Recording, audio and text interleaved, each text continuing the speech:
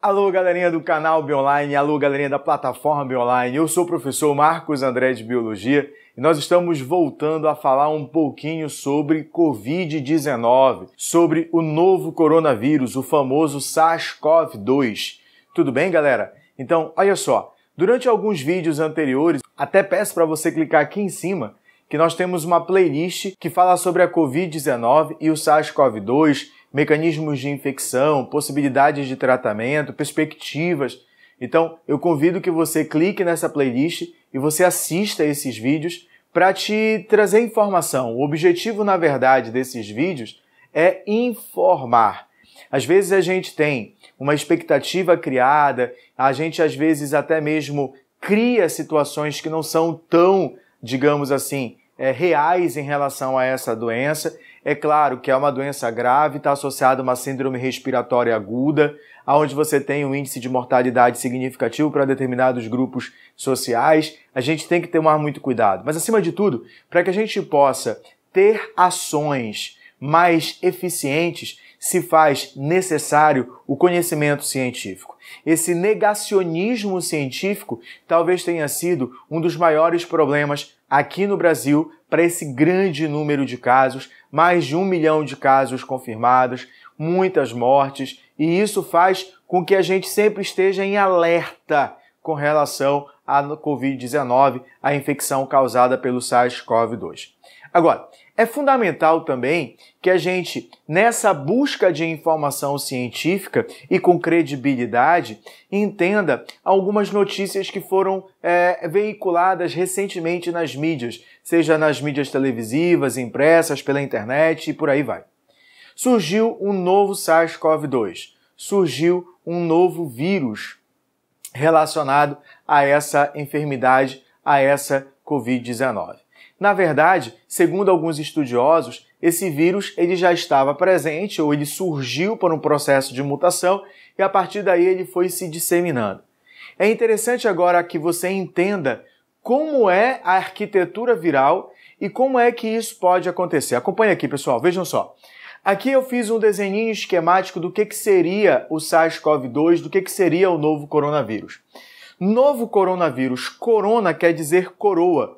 Faz referência a esse envelope e especialmente à presença de uma proteína chamada spike ou proteína S. A presença dessas proteínas no envelope viral dão um aspecto de coroa ao novo coronavírus. Por isso o nome coronavírus. Corona está associada a coroa em função da presença dessa proteína S, dessa proteína que nós denominamos de spike. No interior, você vai ter um envoltório feito de natureza proteica e o que nós chamamos de nucleocapsídeo, que é o RNA viral associado a algumas proteínas virais. Então, esse vírus é chamado de vírus de RNA. Você estuda na biologia, eu sei que aí que você está me assistindo tem gente que não é da área da biologia. Tem gente aqui que está buscando informação. Tem gente que não é da área das ciências biológicas e tem um pouquinho de dificuldade de compreender. Mas se você acompanhar a minha explicação, isso vai ficar agora num outro patamar. Literalmente você vai entender o que é esse vírus. A molécula de RNA é uma molécula na qual tem letrinhas que determinam a informação genética do indivíduo. Ah, Marcos, eu sempre ouvi falar em DNA. Perfeito, o DNA também é um ácido nucleico, assim como é o RNA. No caso dos vírus, nós vamos ter vírus de DNA e vírus de RNA, embora alguns autores citam vírus mestiços que apresentariam os dois ácidos nucleicos. Então a informação genética do SARS-CoV-2 é justamente essa molécula de RNA. Agora, galera, qual é a sacada que você precisa entender? Isso é importante quando você vai falar sobre essa doença. O SARS-CoV-2, especialmente por meio da spike, vai interagir com um receptor de uma enzima que converte angiotensina 2. E a partir desse receptor é que esse vírus vai entrar nas nossas células, vai infectar as nossas células. As nossas células, a grande maioria delas, especialmente células do tecido sanguíneo, células respiratórias, apresentam em abundância esse receptor, o que faz com que seja mais fácil a internalização desse vírus. O vírus mais comum que havia sido notificado era o D164. Então esse vírus utiliza essa spike é chamada de D164, ele interage com esse receptor da enzima com que converte angiotensina 2, entra na nossa célula. Olha que interessante, o RNA do vírus vai se ligar a estruturas chamadas de ribossomos, são levados ao retículo endoplasmático rugoso, que é uma outra estrutura dentro da nossa célula. A nossa célula, então, começa a sintetizar proteínas que são destinadas a uma estrutura chamada complexo de Golgi, e aí as proteínas virais são eliminadas. E aí nós temos, os vírus têm uma enzima chamada de protease que vai formar novas partículas virais, e essas partículas virais são então externalizadas e são então lançadas. Meus amigos, se o vírus estiver fora da célula, praticamente ele é inerte. O grande problema do vírus é quando ele entra na célula, porque ele só vai se reproduzir se ele estiver dentro de uma célula-alvo, dentro de uma célula hospedeira. Toma muito cuidado. Então aqui eu tenho a formação de novos vírus, perfeito? Agora, o que a ciência descobriu? Que os primeiros novos coronavírus, vamos assim colocar, eram chamados de D164, mas surgiu uma mutação. E a partir dessa mutação surgiu agora um novo vírus. E esse novo vírus é o G164. O que os autores vêm observando, estudos na Inglaterra, estudos nos Estados Unidos e na China? Que esse G164 ele é preponderante em relação ao D164. Ele se dissemina mais rápido, segundo alguns estudos preliminares. Ele se propaga mais rápido, segundo esses estudos. E aí nós precisamos tomar cuidado. E aí nós precisamos manter o isolamento social. E aí nós precisamos utilizar medidas que controlem a infecção com o uso obrigatório de máscaras. Por quê? Porque os estudos mostraram que esse vírus vai predominar e já predomina em algumas regiões em relação ao D164. Por isso que essa nova mutação proporcionou uma elevada capacidade de infecção. Mas aí nem tudo é uma coisa tão problemática assim. Nós temos, por um lado, esse aumento na taxa de infecção, mas, por outro lado, segundo os pesquisadores, a taxa de mortalidade associada a esse vírus é um pouquinho menor. E esse pouquinho menor pode ser em decorrência de uma exposição prévia a esse D164. Quando você entra em contato com um vírus, você é estimulado a produzir os anticorpos. Por isso vem a ideia dos testes rápidos IgM e IgG.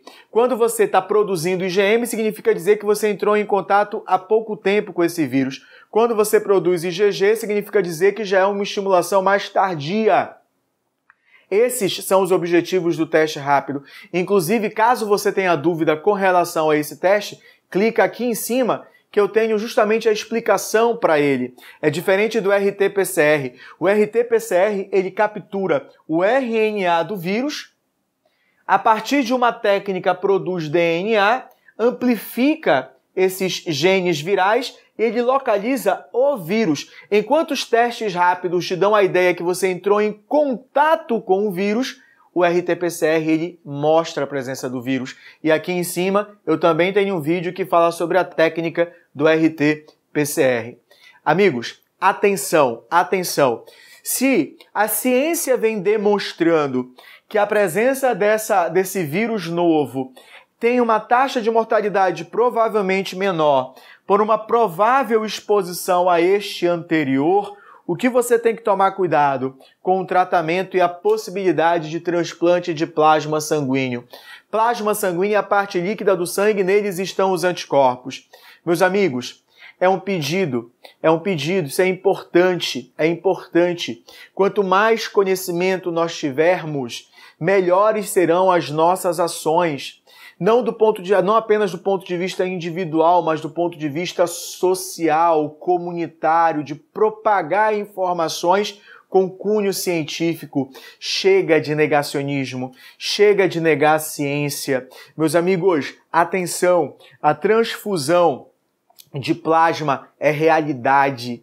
Você vai doar o seu plasma se você já teve, por exemplo, a Covid-19. Lá provavelmente existem anticorpos para esse vírus e esse plasma pode ser utilizado no tratamento de pessoas que estão infectadas, que manifestam a Covid-19 num sintoma mais grave. Então é interessante, caso o seu centro hemoterápico consiga de uma certa maneira fazer esse procedimento, receber esse plasma, que você faça o seu cadastro e que você doe seu plasma caso você já tenha tido a Covid-19 e hoje está bem de saúde, graças a Deus. Galerinha, toma muito cuidado com essas informações. Há uma nova mutação? Há. Esse vírus ganhou mais infecção segundo os estudos? Sim. Aumentou a taxa de mortalidade? Isso não vem sendo observado, mas a possibilidade de fazer transfusão de plasma de pessoas que já foram acometidas e que isso vem reduzindo de forma significativa essa infecção, vem sendo eficiente no tratamento dessa doença, é uma perspectiva muito interessante para novos casos associados à Covid-19. Se eu te ajudei, se eu consegui te passar essa informação, eu gostaria que você se inscrevesse aqui no meu canal, que você ativasse o sininho. Quanto mais pessoas estiverem inscritas, quanto mais pessoas estiverem sendo notificadas, quanto mais pessoas estiverem divulgando esse vídeo, automaticamente mais conteúdo nós vamos produzir. Então fiquem ligados aqui no BIM Online para mais conteúdos relevantes sobre a Covid-19.